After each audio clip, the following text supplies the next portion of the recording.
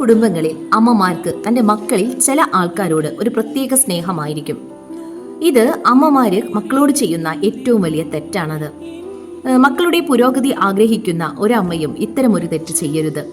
കാരണം അറിയണമെങ്കിൽ നമുക്ക് പുരാണങ്ങളിലേക്ക് നോക്കാം. പുരാണങ്ങൾ എഴുതപ്പെട്ടിരിക്കുന്നത് മനുഷ്യന് മനസ്സിലാക്കുന്നതിനും നയിക്കുന്നതിനും വേണ്ടിയാണ്. മഹാഭാരതത്തിലെ പ്രധാനപ്പെട്ട 2 കഥാപാത്രങ്ങളാണ് ഗാന്ധാരിയും കുന്തിയും. ഗാന്ധാരിക്ക് 101 മക്കളുണ്ടായിരുന്നു. എന്നാൽ കുന്തി ദേവിക്ക് 5 മക്കളെ ഉണ്ടായിരുന്നുള്ളൂ. ഗാന്ധാരി 101 മക്കളിൽ ഏറ്റവും പ്രാധാന്യവും സ്നേഹവും നൽകി വളർത്തിയത് ദുര്യോധനനെ ആയിരുന്നു. എന്നാൽ കുന്തി ദേവി തൻ്റെ 5 മക്കൾക്കും തുല്യമായ സ്നേഹവും പരിലാളനയും നൽകി വളർത്തി.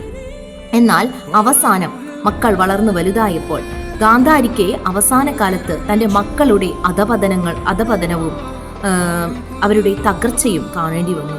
എന്നാൽ കുന്തി ദേവിക്ക് മക്കളുടെ ഉയർച്ചയും അവരുടെ എല്ലാം സ്നേഹവും അനുഭവിക്കാനുള്ള ഭാഗ്യവും ലഭിച്ചു. ഇതുപോലെ തന്നെയാണ് നമ്മൾ ഓരോരുത്തരും നമ്മളുടെ ജീവിതത്തിലും ഇത്തരമൊരു കഥകൾ പകർത്തി മക്കളെ തുല്യമായി കാണാനും തുല്യമായി സ്നേഹിക്കാനുമുള്ള മനസ്സ് അമ്മമാർക്കുണ്ടെങ്കിലേ ആ കുടുംബം പുരോഗതിയിലേക്ക് നയിക്കപ്പെടുകയുള്ളൂ.